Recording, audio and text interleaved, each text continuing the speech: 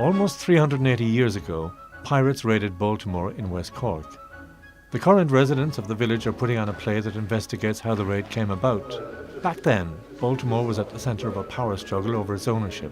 The Earl of Cork, Richard Boyle, who oversaw the plantations of much of Munster, the nearly bankrupt Finian O'Driscoll, who owned the lease to Baltimore, and Sir Walter Coppinger, a staunch Roman Catholic with a deep hatred of Baltimore's Protestant settlers, who had in turn blocked his plan to buy the lease.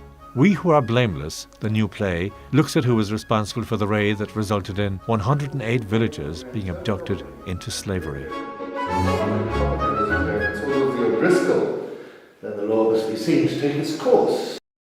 I actually wrote the play and decided to write the play because I had two fairly strong motivations about that. One was that my great-great-grandfather was a hugely successful Victorian playwright, and he disappeared from history.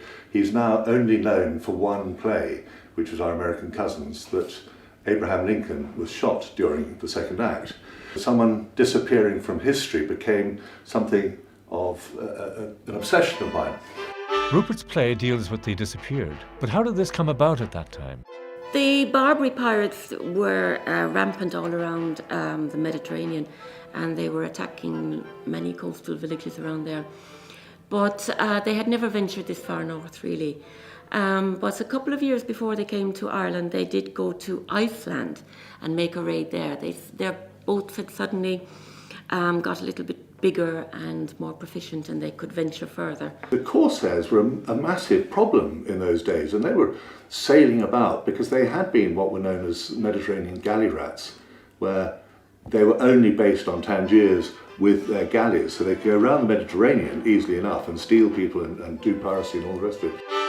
So in 1631 they arrived in Ireland anyway. They came to England with two boats, about 200 men in one boat and about 80 in the other. And they sank two boats in Dungarvan and came all the way down here. So one of the captains in the fishing boats in Dungarvan was called John Hackett, and they asked him to take them into Kinsale, and he said no, he thought Baltimore would be better. They landed outside the harbour where the beacon is now, in a little cove called the Eastern Hole, just underneath the cliffs there. They hid from the sight of the townspeople. There were two settlements really at that time in the town. One was around the castle here and the other was over in the cove.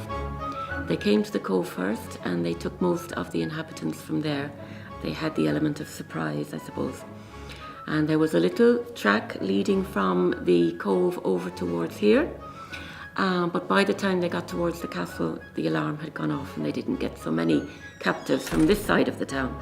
I assumed that they were Irish villagers who were stolen away, but actually it was a town then. It was a royal borough. It was considered quite, it was a thriving community of Protestants, and there was supposed to be only one Catholic in the town.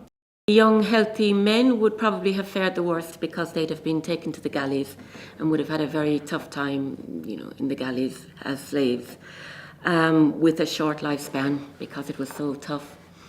The people with trades would have been put into their trade. If they could sew or cook or whatever it was their talent, they would probably have gone into big houses and doing that kind of thing. Children were particularly sought after because they would grow up as slaves in the house, but would have become part of the families, actually. So some of them mightn't have had such a bad time. As well as the abductions, there was also a further impact on the community. The remaining townspeople here were very panicked by the whole situation, and the whole town went into decline very rapidly because they wanted to leave the coastline in case it would happen again. So most of the remaining townspeople went up the river towards Skibbereen, which was a very tiny little spot at the time. And Skibbereen began to expand and Baltimore went into decline.